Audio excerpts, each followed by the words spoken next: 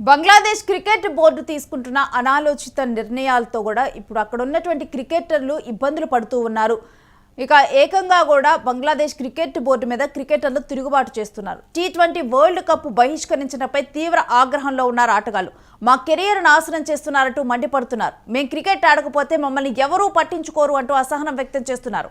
T20 world cup కోసం భారత్లో పర్యటించడంపై నిర్ణయం తీసుకొని మమ్మల్ని బోర్డు సమావేశంలో కూర్చోబెట్టారంటూ మండిపడ్డారు. కనీసం అంటే ఆల్రెడీ ఒక నిర్ణయం తీసుకొని ఆ క్రికెటర్లను వాళ్ళకి ఏం కావాలి ఏంటి అని కూడా అడగకుండా వాళ్ళకి ఒక నిర్ణయాన్ని ప్రకటించేశారు. మమ్మల్ని అక్కడ ఎదురుగా కూర్చోబెట్టుకోనని చెప్పడం జరిగింది. ఇక క్రిస్ బజ్ ఇంటర్వ్యూలో బంగ్లా క్రికెటర్లు ఆవేదన వెలగక్కారు. BCCIతో పెట్టుకుంటే మాకు కెరియర్ ఉండదు అంటూ కూడా వారు ఆవేదన వెలగక్కుతూ ఉన్నారు. ఇక ఈ అన్నిటి పరిణామాల గురించిన డీటెయిల్స్ మా స్పోర్ట్స్ జర్నలిస్ట్ వెంకట్ని అడిగి తెలుసుకుందాం. వెంకట్, బంగ్లాదేశ్ క్రికెటర్లు ఇప్పుడు వాళ్ళ భవిష్యత్తు మీద ఒక ఆందోళన వ్యక్తం చేస్తూ కూడా ఆవేదన చెందుతున్నారు. పూర్తి డీటెయిల్స్ ఏంటి? గత కొంతకాలంగా కూడా భారత్ బంగ్లాదేశ్ దేశాల మధ్య నెలకొన్నటువంటి పరిస్థితులు ఏవైతే ఉన్నాయో ఆ రాజకీయ పరిస్థితులు కానీ భౌగోళిక పరిస్థితులు కానీ ఇవన్నీ కూడా కొంత క్రికెట్ మీద అయితే తీవ్రంగా పడ్డాయని చెప్పుకోవాలి. ముఖ్యంగా ముస్తాఫిజుర్ రెహమాన్ IPL నుంచి రిలీజ్ చేయాలంటూ కూడా KKR కు BCCI ఎప్పుడైతే ఆదేశాలు ఇచ్చిందో ఆ తర్వాత నుంచి కూడా ఆ వాతావరణం అయితే వేడెక్కినట్టుగా స్పష్టంగా అర్థమవుతుంది. ఇక బంగ్లాదేశ్ T20 వరల్డ్ కప్ వచ్చే నెల నుంచి జరగాల్సినటువంటి T20 వరల్డ్ కప్ కు సంబంధించి బంగ్లాదేశ్ క్రికెట్ బోర్డు మేము భారత్ లో ఆడేది లేదు, దీన్ని సంబంధించి అంటే మేము బహిష్కరిస్తామంటూ కూడా వార్నింగ్ ఇస్తూ వస్తుంది. అదేవిధంగా భారత్ ఆడాల్సినటువంటి భారత్ లో ఆడాల్సినటువంటి మ్యాచ్లను శ్రీలంకకు మార్చాలంటూ కూడా వాళ్ళు డిమాండ్ చేస్తూ వస్తున్నారు. కానీ దీనికి మాత్రం ICC అంగీకారం తెలపడం లేదు. కారణం ఇప్పుడు ఆ బంగ్లాదేశ్ ను మారిస్తే బంగ్లాదేశ్ తో ఆడే ప్రత్యర్థి వాళ్ళ షెడ్యూల్ కూడా మార్చాల్సి ఉంటుంది. కాబట్టి ఇదంతా కూడా కొంత తలనొప్పికి దారితీసే అవకాశాలు ఉంటాయి. కాబట్టి ఇక్కడ వెనకడుగు వేయటం లేదు అనే విషయం అయితే స్పష్టంగా చెప్పొచ్చు. ప్రస్తుతం నెలకొన్నటువంటి పరిస్థితుల నేపథ్యంలో అంటే అటు మీరు ఆడకపోతే మేము స్కాట్లాండ్ అయినా తీసుకొచ్చి ఆడిస్తామంటూ కూడా బంగ్లాదేశ్ క్రికెట్ బోర్డుకి ICC స్పష్టంగా చెప్పడం జరిగింది. ఇక ఈ విషయంలో భారత్ అయితే ప్రత్యక్షంగా జోక్యం చేసుకోకపోయినా కానీ కొన్ని పరిస్థితుల నేపథ్యంలో వాళ్ళు ఆడితే మాకు ఇబ్బంది లేదు అనేది కూడా భారత క్రికెట్ కంట్రోల్ బోర్డు చెప్పడం కూడా జరిగినట్టు కూడా తెలుస్తుంది. అటు భారత ప్రభుత్వం నుంచి కూడా మేము ఆటగాళ్లకు పూర్తి స్థాయిలో భద్రత కల్పిస్తామని బంగ్లాదేశ్ క్రికెట్ బోర్డు చెప్పినప్పటికీ కూడా భారత ప్రభుత్వం బంగ్లాదేశ్ క్రికెట్ బోర్డుకి చెప్పినప్పటికీ కూడా వాళ్ళు కావాలనే రెచ్చగొట్టే విధంగా మా ఆటగాళ్ళకి రక్షణ లేదు కాబట్టి మేము ఆడము, బహిష్కరిస్తామంటూ కూడా ఆ వార్నింగ్లు ఇస్తూ వచ్చారు. చివరకు వాళ్లే బహిష్కరిస్తూ అంటే వాళ్లే స్వీయ బహిష్కరణకు నిర్ణయం తీసుకోవడం జరిగింది. అయితే దీనికి సంబంధించి ఇప్పుడు ఆటగాళ్ళు అయితే తీవ్ర అభ్యంతరం వ్యక్తం చేస్తున్నారు. కనీసం తమ అభిప్రాయాలను తీసుకోలేదు. ఆల్రెడీ నిర్ణయం తీసుకున్నటువంటి సమావేశంలో తమను కూర్చోబెట్టి మా ముందు నిర్ణయాన్ని ప్రకటించారు. దీనివల్ల మేము ఆర్థికంగా కూడా నష్టపోయే అవకాశం ఉంటుంది.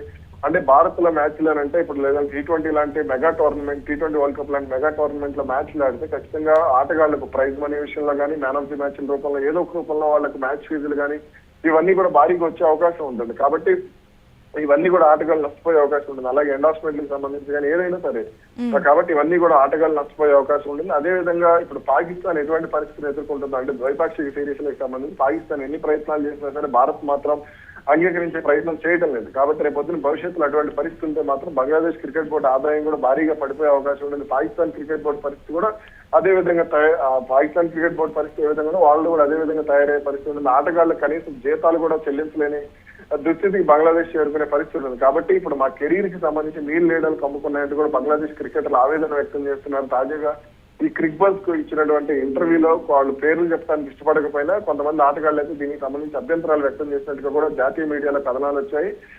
అంటే మేము క్రికెట్ ఆడకపోతే మమ్మల్ని ఎవరు పట్టించుకుంటారు, అంటే మేము చిన్న జట్టు కదా మమ్మల్ని ఎవరు పట్టించుకుంటారు, రేపొద్దున అంటే పెద్ద జట్లకి ఉన్నటువంటి ప్రాధాన్యత మాకు ఉండదు కదా, మా కెరీర్ పరిస్థితి ఏంటంటే కూడా వాళ్ళు ఆవేదన వ్యక్తం చేసినట్టుగా తెలిసింది. ఇక దీని మీద మరి ఏదైనా క్రికెట్ బోర్డు స్పందించటం కానీ మరి ఏదైనా ఉండనుందా? రేపు ఏం జరగబోతోంది ఈ బంగ్లాదేశ్ క్రికెటర్ల విషయంలో ఏంటి? లేకపోతే బంగ్లాదేశ్ క్రికెట్ బోర్డు తీసుకున్నటువంటి నిర్ణయమే వీళ్ళ విషయంలో ఫైనల్ అవుతుందా ఏంటి? అంటే ఖచ్చితంగా నిర్ణయం ఫైనల్ అని చెప్పుకున్నారు. ఆల్రెడీ ఇప్పటికే Scotland international cricket council ICC ఏదైతే ఉందో వాళ్ళు లేఖ కూడా రాశారు. వాళ్ళు కూడా దాదాపు సుముఖత వ్యక్తం చేసినట్టు కూడా తెలుసు. అంటే ర్యాంకింగ్స్ ఆధారంగా బంగ్లాదేశ్ తర్వాత స్కాట్లాండ్ ఉంది కాబట్టి వాళ్ళని తీసుకునే ప్రయత్నం జరుగుతుంది. ఇక వాళ్ళు ఆడకపోతే మాత్రం మరో జట్టును తీసుకునే విధంగానే రెడీగా ఉన్నారు. ఇప్పుడు బంగ్లాదేశ్ ఆల్మోస్ట్ ఎలిమినేట్ అయిపోయినటువంటి పరిస్థితి ఉంది కాబట్టి బంగ్లాదేశ్ స్థానంలో వాళ్లకు షెడ్యూల్ కేటాయిస్తారు కాబట్టి అది పెద్దగా ఇబ్బంది ఉండదు.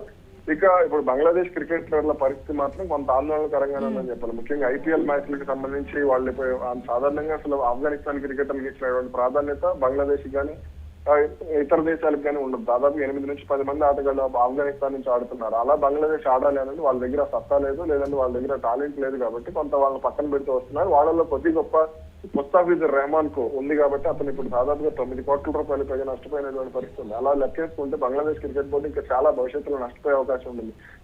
ద్వైపాక్షిక సిరీస్లు ఆడకపోయినా, లేదంటే భవిష్యత్తులో ఒకవేళ అంటే పాకిస్తాన్ కంటే కూడా వీళ్ళు వాస్తవానికి పాకిస్తాన్ ముందే చెప్పింది మేము భారత్ లో ఆడమని, కాబట్టి వాళ్ళ మ్యాచ్లన్నీ కూడా శ్రీలంకలో పెట్టారు.